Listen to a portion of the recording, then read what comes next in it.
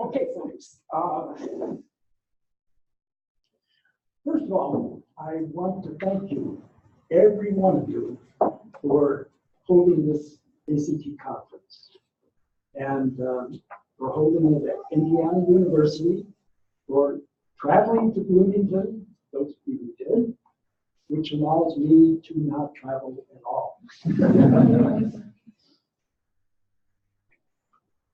I'm grateful to all of you for doing those things. I'm also particularly grateful to the people who contributed work and resources to bring this conference into being. I know you have busy lives, and I appreciate you adding to your labors by creating this event. Every title on the conference program interests me a lot. The research being presented here is wonderfully representative of the main streams, the well springs, the branches of affect control theory.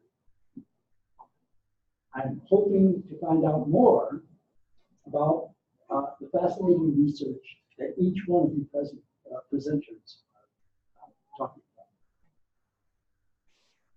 Yet, I have to apologize for missing your session. I'm only attending these 2 morning panel meetings, and as much until I drop. My limited participation is really embarrassing. You might well ask, Heise, if you're so interested in the research we're doing, why aren't you listening to our reports? And the reason is, I'm old.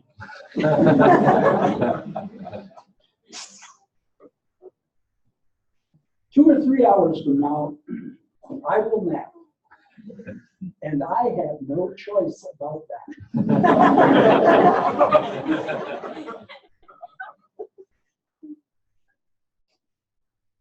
I lack the stamina to stay here and socialize with you and to process the information you're going to be putting out.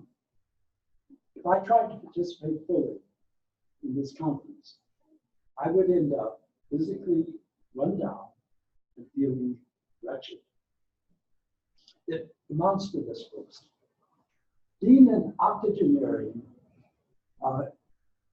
is as easy as everyday life in Antarctica.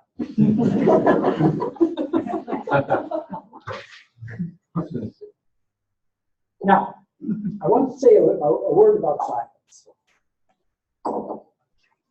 In science, individuals come to a topic, find out what's been discovered by others, and then use scientific methods to make their own contribution. Thereby, they add to and even supersede the knowledge acquired in the past. In this way, science creates great bodies of knowledge that advance civilization. In the course of a 55-year career, I made some scientific contributions in this way. Now I'm watching all of you scientifically adding to and even superseding my achievements. I'm proud of us. I'm proud that together we are building affect control theory into a tool for civilization, a tool that helps people comprehend social and personal processes. This always will be our cooperative venture. So never, never, ever worry about making my original studies obsolete. I want you to. Okay, this is a panel about ACT's Carolina years. So I should say something about that. I turned to my wife, Elsa, for help regarding what I should say. I asked her, what special things should I tell them about regarding ACT and Carolina? And she answered me, tell them about your aha moment. Yes, of course, Elsa's right, as usual. So what was the aha moment? It was when I realized that the mathematical expression for deflection can be solved for an optimal behavior. That realization happened during my first year at the University of North Carolina. I'm sorry to report that I don't remember the actual moment. It was 48 years ago, folks. However, the insight led directly to a flurry of writing, producing a document that was the basis for a grant application, and also became my first book on ACT, Understanding Events. Incidentally, the proposal that used that document and landed the first grant supporting ACT research was put together by a grad student in the Department of Sociology at the University of North Carolina. She's sitting right here. Lynn Smith-Lovin. Her rank, incidentally, is higher than grad student now. Always your student. All of the members of this panel were crucial in the development and application of ACT during the Carolina years. And I'm looking forward to hearing what they have to say. However, other people were involved in the research program back then. And some of them were colorful characters. To end my remarks, I'll tell a story about one of those people. Watch the expressions on his faces. Kurt Whitman was the research program's secretary. She talked with a country sound, and she drove a truck to work. Notwithstanding her rural persona, she worked hard to contribute to our research program. One day in 1975, Gert came into my office and handed me a printed paper, and she said, "Aren't you interested in this kind of thing?"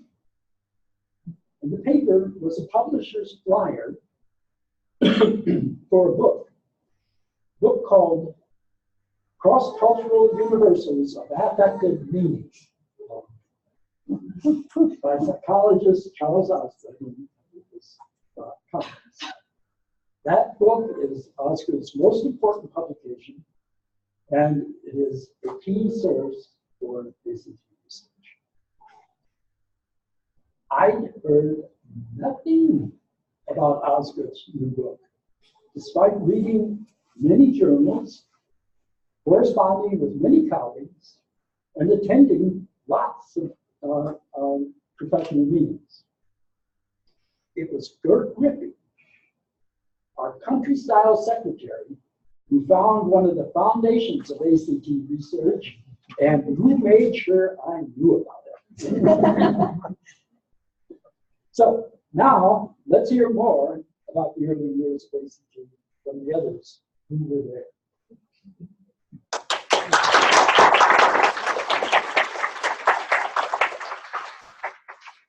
I'm going to go first because I think I was the first in contact out of this group.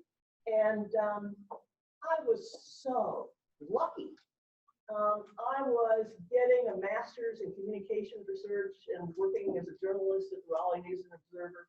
And my advisor told me that there was this really sharp young methodologist over in sociology that had just done a new book called Causal Analysis. And I should go over and take a methods course from him. And he wasn't offering a methods course that semester. Instead, he was offering a seminar in social psychology. And so I said, you know, I'll take that anyway. I might learn something. Anything's possible. So I took this course from Dave, and I had no background in sociology at all. I never had a sociology course. I didn't know whether it was Weber or Weber. I didn't know anything. But it was a wonderful course. I ended up doing a joint presentation with Linda Mulm. The first presentation I had ever given, public presentation, to, you know, it was probably a seminar of about 10 people. And I was so shy and so intimidated that when the presentation was over, I literally bolted from the room and ran off down the hall. And Dave chased me. We were both running. And he caught me.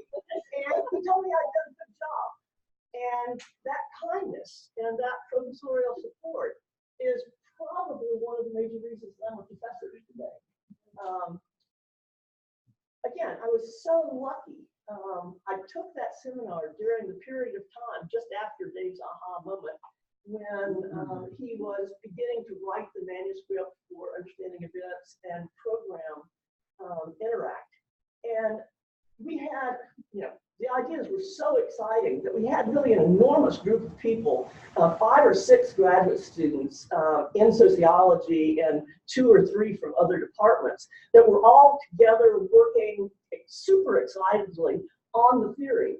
And we, the sociologists at least, all had offices together in one big office suite that was right next to Dave's corner office with Gert Rippey's in the outer office.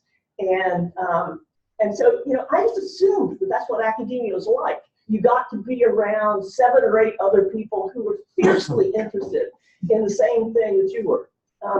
Becoming an assistant professor was a very, very lonely thing. You know, I thought it was always going to be a team effort like that because it was just a golden time.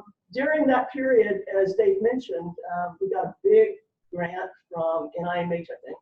And that's when the data from that is now known as UNC 78 in Interact was collected.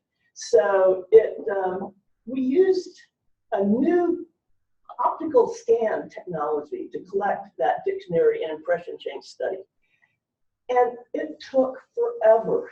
We worked on it for 2 solid years. The optical scan stuff, it was just a set of light blue boxes and things. And it was not ready for prime time. And it basically doing the scanning to generate so many mistakes that every bit of data had to be, you know, absolutely scoured by hand and corrected and things like that. And so that's what this little group spent a lot of time doing.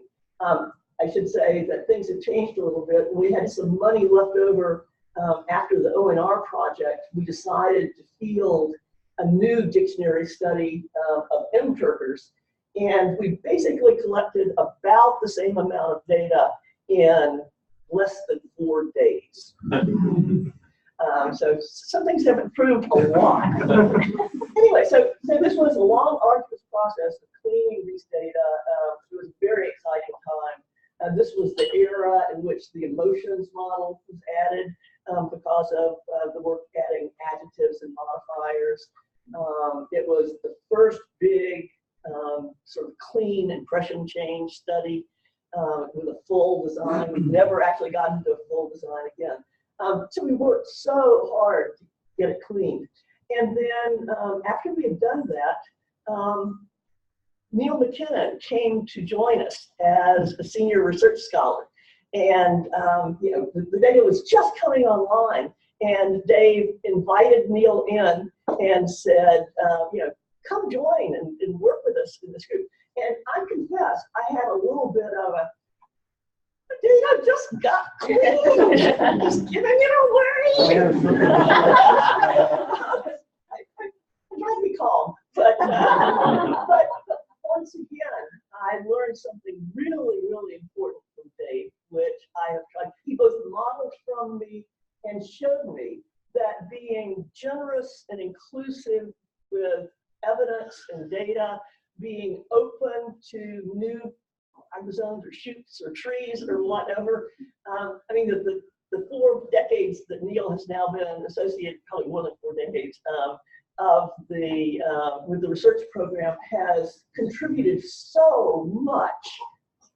You know, the first big Canadian study, the first big over time study, and another national setting, all of those things. So, so clearly, Dave had exactly the right idea about embracing new people that came in and sharing our evidence.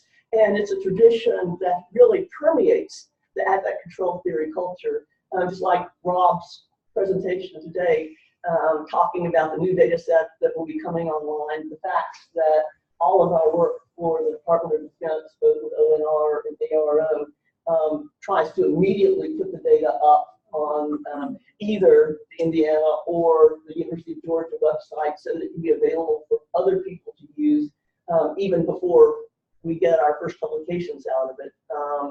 That tradition was something that I learned from Dave Heise. So I ended up taking an affect control theory seminar just as affect control theory was becoming in the being. I ended up being an integral member of one of the most exciting intellectual groups that I've ever experienced in my entire career. And I ended up learning how to be a good, kind, supportive, and inclusive scholar from Dave. And I hope that I've managed to follow some of those things out from that early modeling. So, Neil, what's your side of the story?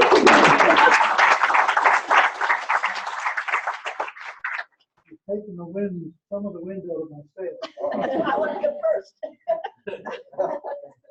Well, like Lynn, my association with affect control theory was accidental. I had been recently tenured and promoted at the University of Guelph, and I was looking forward to my first sabbatical. I had a friend who was chair at Waterloo, Alf Hunter, also American trained. I from Illinois, he from Wisconsin. And I was planning to go to Wisconsin because my previous dissertation supervisor was in Wisconsin, and I had done work on status attainment research and field surveys and so on and so forth. Alf Hunter said to me, I used to have lunch with him often, he said to me, listen, why don't you, I was interested in retooling statistically too, you know, because I was teaching the graduate stats and so on. And I learned, although my background was in psychometrics at Illinois, incidentally, I used to brush past the file cabinets full of EPA data that Osgood and Associates had collected, but it meant nothing absolutely to me. And Alf said to me, what? Look, Dave Heise, whom he knew from Wisconsin, said, David Heise is at University of North Carolina. Why don't you go there and get away from winter for and having just come in before I met lunch with him, I just shoveled out about 2 feet of snow. I thought it was a cardinal idea. So I contacted somebody who knew Dave, who knew me, and wrote a letter. And make a long story short, I was accepted as a visitor to North Carolina with a, I thought, a presumptuous title, visiting scholar, but that's what they call us.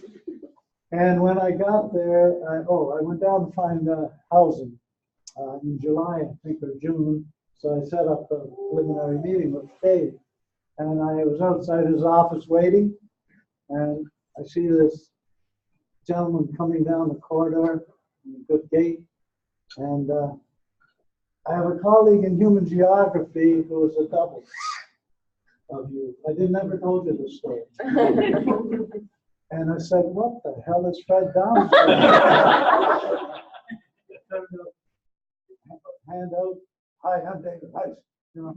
And so he took me in the office, and I'd done a dissertation on role analysis, multivariate role analysis, which is the behavioral flip side of identities and everything. So we got talking, and he told me about affect control theory.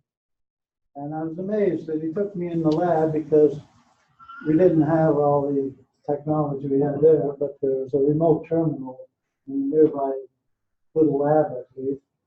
And he illustrated a single simulation. He took a bully and some other identity. He could have been a boy or a victim, some less powerful identity, put them together and hit for the behavioral retrieval, and it turned out to be hit in aggressive acts like that. I was amazed. And so when I get down there that year, I met Lynn, who had just finished collecting and processing wonderful data, and I smelled a possible bit of resentment. You're so good at hiding. No, but we soon became friends. To her credit, she was very inclusive and supportive. Didn't resent me, But I mean, I could have come a year earlier, Lynn. I didn't tell you this, but I waited until you collected the data. Smart man. Just kidding. So one of the highlights, besides the wonderful people, faculty and grad students at UNC, I became friends with Everett Wilson and others. One of the highlights was the seminar on symbolic interactionism, which Lynn had organized. Remember, we used to meet. You'd organize this. We used to meet once a week in your office with those terrible beanbag chairs and low. I mean, the chairs were about a foot off the ground. Those organically shaped chairs. But we had sherry, didn't we? Yes, that's right. There was always a bottle of wine there. But they were so low, it was difficult to get out of them, once you're in. But that was a highlight because the competence of the people there, in particular Lynn, I'm almost intimidated by her confidence, And there's not much else to show you. Dave carved out, I don't want to take too much time, Dave carved out a set of data from the work on. He gave me some possibilities, as I recall, but there was that question of why does deflection do such a poor job of predicting the perceived likelihood of events? And so I did some scatter plot, and I saw some homoscedasticity and other things, and I just started thinking, maybe there's not enough cognitive established context for this to work. So I took the actor identities and talked about technology. Poor Lynn, I used to remember seeing you coming up the walkways with 3 boxes of data cards and programs. Well, I took the equivalent set home and kitchen table, and I divided them into institutional areas based on the actor identity. So like education, family, and typical institutionally specific identities, one stack, and these vague identities that are institutionally general, blabbermouth, jerk, things like that, I put them in another set, and then the deviant and the mythical. I was really surprised at the mythical. I even, thought, what the hell are you studying mythical identities for? I put them in a 4th set. And then when I took the institutionally specific identity set and ran likelihood perception against deflection, it jumped from 33% or something to 67%, doubled it. And then, of course, that was the basis of a chapter we did in the mathematics social, which Dave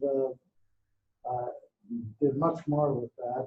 But that was the basis, but he did much more analysis, so it's a Heise and MacKinnon paper. But it turns out that institutionally specific identities predict likelihood quite well, followed by deviant because deviance was an institution which we were fond of saying. And mythical identities did quite well. In fact, maybe mythical was before deviant, it doesn't matter. But the vague identities were low. So this is the basis of that chapter. So that was my little contribution made possible by Dave and Lynn. And I guess there's not much else I can say, except that when I returned to Canada after my sabbatical, I wrote a big shirt project grant, which I got in 1981, and did a total replication of the UNC 77 study.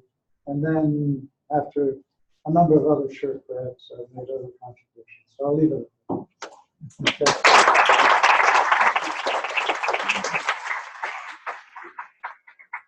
So as Lynn is fond of saying, I am Dave's last grad student at UNC, and in some sense his biggest failure because I'm a lapsed academic.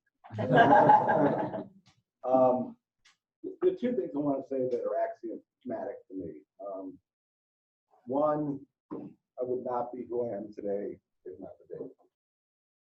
And two, and I've traveled in the highest levels of business, politics, and academics, that Dave is the singular most brilliant and intellectually great person I've ever met.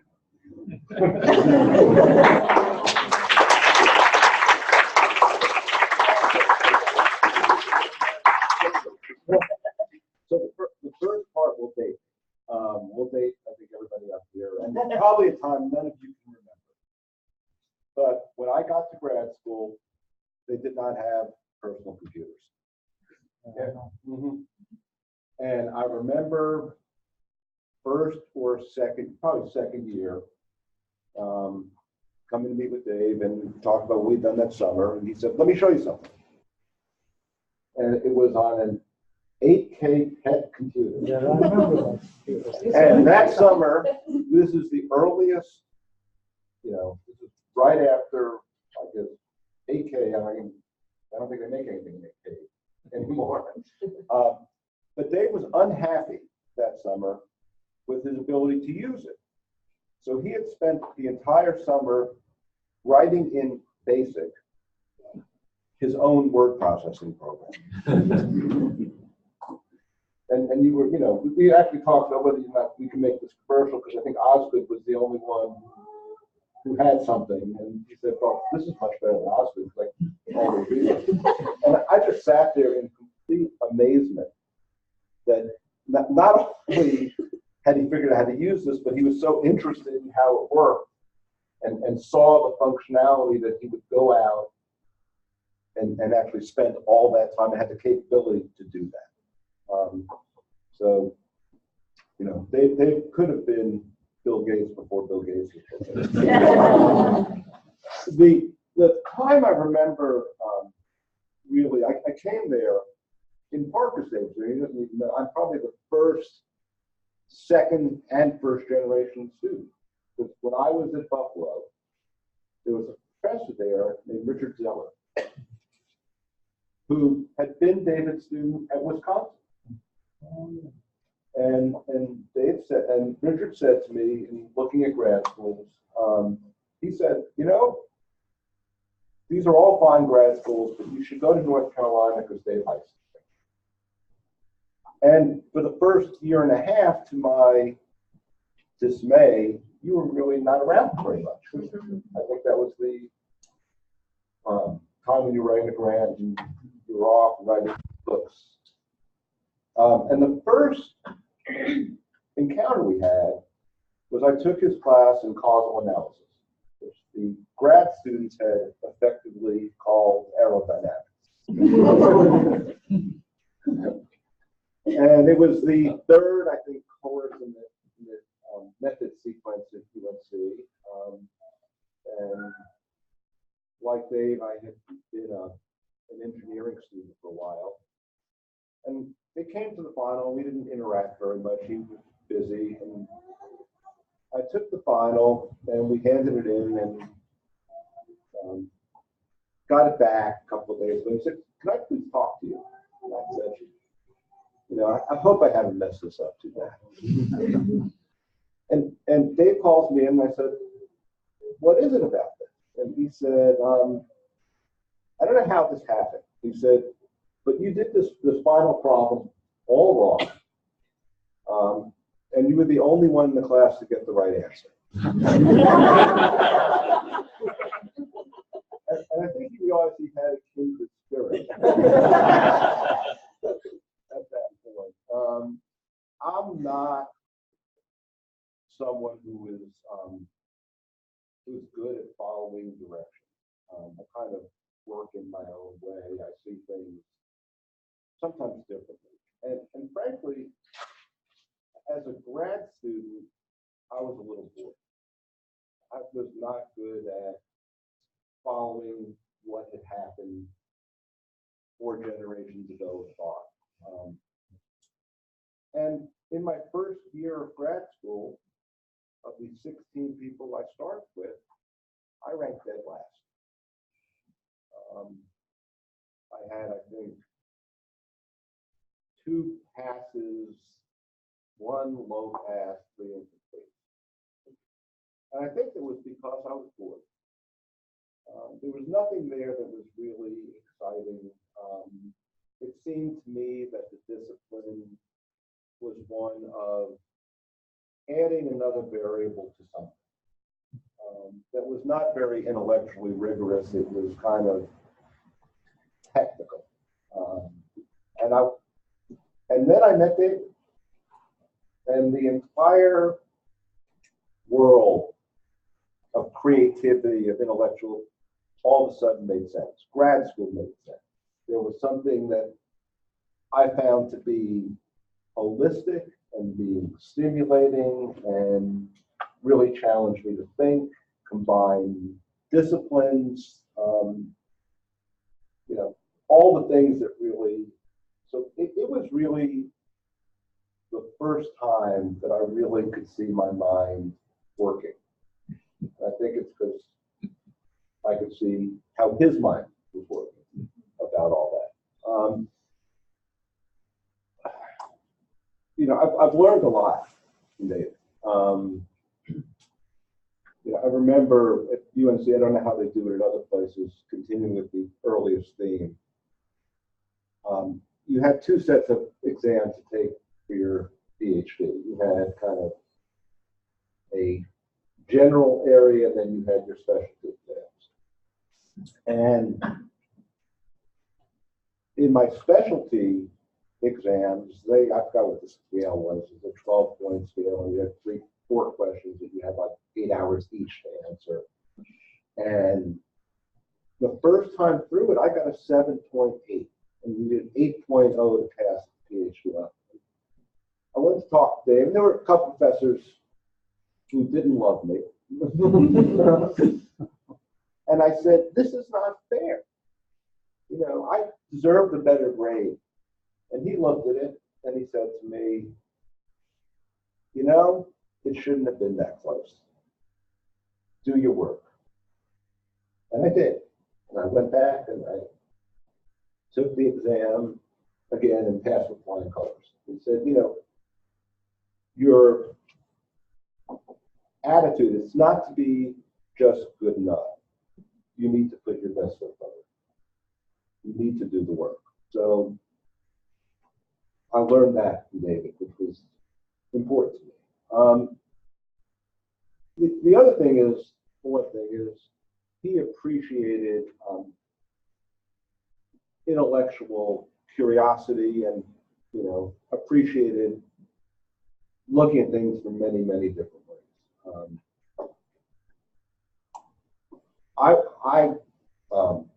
My dissertation was multidisciplinary.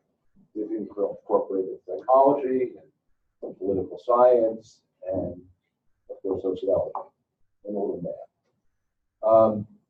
And for years, I had been stymied because the person who was before, and I also am the world's first language student. So the person who was prior to Dave as chair of the committee grad students wouldn't approve any of my petitions. I didn't have enough classes within the discipline. I didn't have enough language skills. And as you all know, Dave, he doesn't like administrative functions very much. And for some reason, they made him chair of graduate student studies for 1 year. And in that year, all of my petitions seem to have passed within 1 day. And I don't think you ever called a committee together. So it provided the gateway for me actually to do my work and finish. The other thing that David did is, I think, and rightfully so, I mean, like I was not appreciated, nor was he. I think David, I don't know how many people know one of the reasons why he came here. But David had written 5 books in 5 years, which were, you know, academically brilliant, strong, well-reviewed, whatever word you want to use. And there became an opening for an endowed chair. Somebody had left. And they did not give it to David. And he deserved it more than anybody at that university. And he came to me and said, and the person who got it was somebody who had been more political, but had not been necessarily a stellar academic. And he, I think at that point I had written 2 papers, and came to me and said, you know, this is the last straw. He said, I had written more papers, which was probably true, than that person had in the last 5 years. So I was sorry to see him go. And I did the last 2 years, year and a half of it. It was 81 without David. Somebody actually, and everybody kept saying to me, you know, I don't really know what you're writing about. But it sounds good. But, you know, we'll wait to see what David has to say. And like most grad students back then, I shipped like the most 80% of it to him in the last month. That was before word processing. I got some comments here and there, but really didn't know. And we met the morning of my defense in the Carolina coffee shop. For me to find out once and for all, you know, what he really thought. And I said, what do you think? He looked at me and I said, do you think it was good? And he said, yeah. I said, do you think it was okay? And I was working my way down. I went through passable, and I got nervous. I said no. And then a big smile comes across his face, and he says, you know, I think it was an impressive piece of work. So I, of course, just celebrated the rest of it. It was like 10 o'clock in the morning. I think I was defending at 1 o'clock in the afternoon. And at 1 o'clock, Barb Stenross, who ended up chairing, who really knew nothing, I think she was one of these people who was a very, very nice person, but didn't last past her first 3-year contract, said, and this is the first dissertation committee she had run. She said to me in the meeting, she said, it's traditional for the person defending to give a synopsis of their work. And I, of course, hadn't prepared anything. And I said, okay, well, you've all read this. Why don't we just dispense with that and go right? And Barb had no idea what to do. And the other committee met, and I got to Dave looking around the room thinking, maybe I've gotten away with this. And Dave said, give a synopsis. So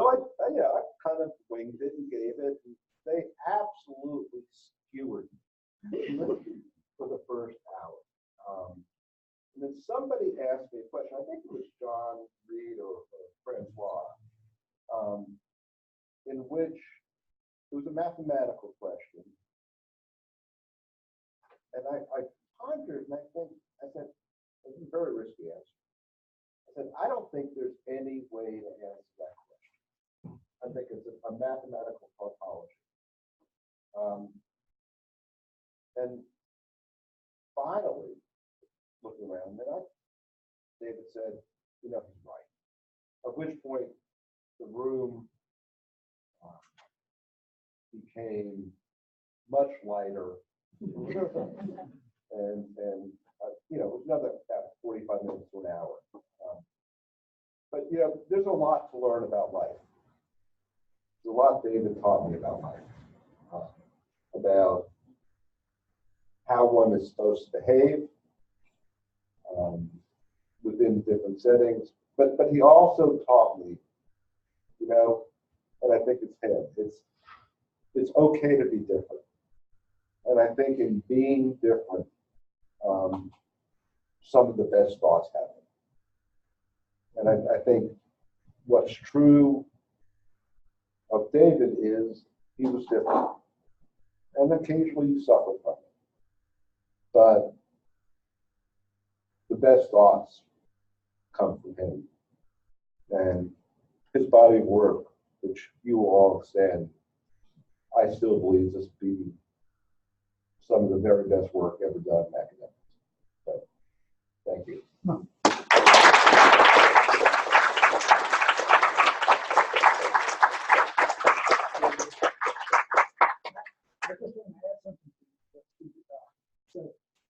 Steve's dissertation showed that nations interact according to affect control theory. Nations are emotional. Now, I know all of you know that because of the last 2 years. But it was big news back then. Right. Well, it's not easy to do now because it's only at a one yet. We should also sort of just telling behind the scenes stuff, but Steve's a real take charge kind of guy, and he's used to being in business where he can really get things done. And he really, really thinks that Dave should have gotten a Nobel Prize. I do. And he's told me that frequently. Well,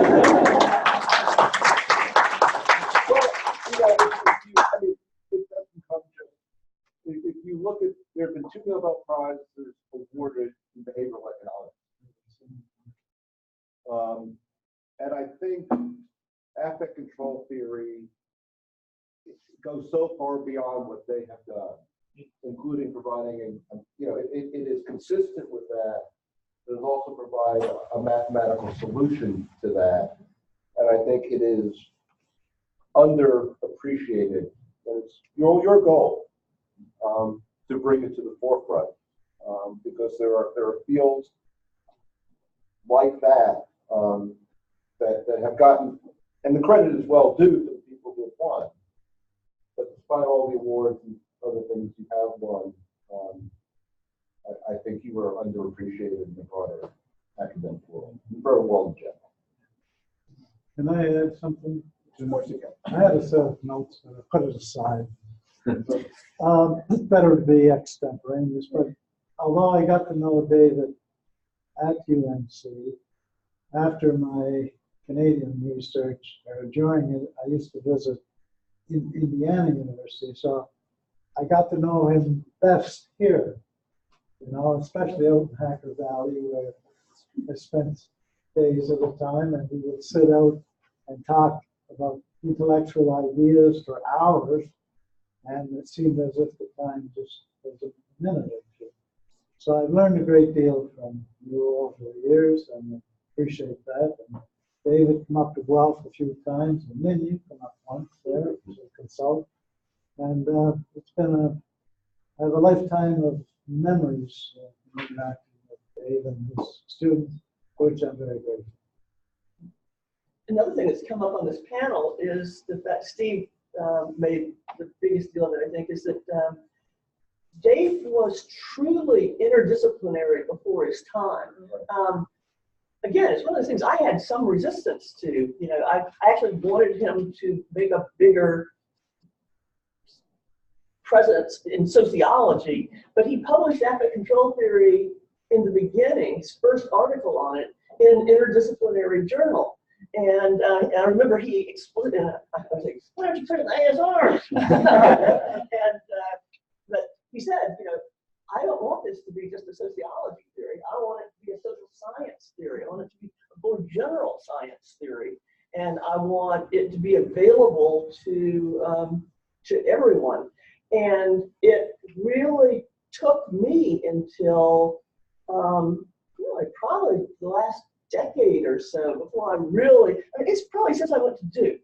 And Duke has a much stronger interdisciplinary tradition than other departments of which I've been a part, to recognize once again that Dave was right. And in this case, I should have followed him sooner. But he truly did have an interdisciplinary mind and orientation, even back then when it was not the popular thing. And in fact, I remember he was going to be chairing or co-chairing a dissertation for a fellow who was over in psychology. And that person had also been incredibly excited by Dave's ideas and wanted to do an ACT. Richard Sands, yeah. They basically got all the way through the dissertation stage. He had his data and his analysis, and his committee of psychologists just said, no, you can't do a psychology dissertation on a sociological theory. It's not done. And so if I remember correctly, Richard actually, he came from a very wealthy wine family in upstate New York. And he said, okay, screw this. I'm going to go make wine.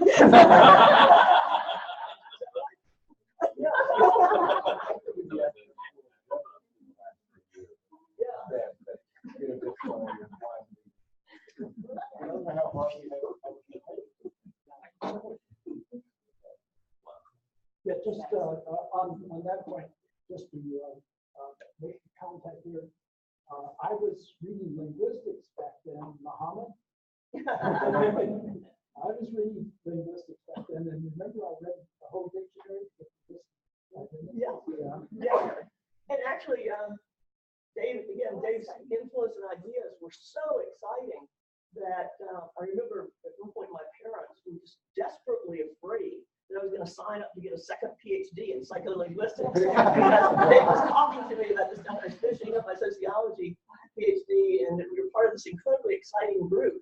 And going and being a professor really wasn't nearly as much fun as studying under Dave. So I almost went and got a second degree in psycholinguistics so I could stay there and keep working with it. You should let people ask questions. Yes, or ask you questions. Yeah, same question. Or actually, you could ask us for the backstory. Yeah. Does anybody have any questions for the panelists? What about 5 minutes left?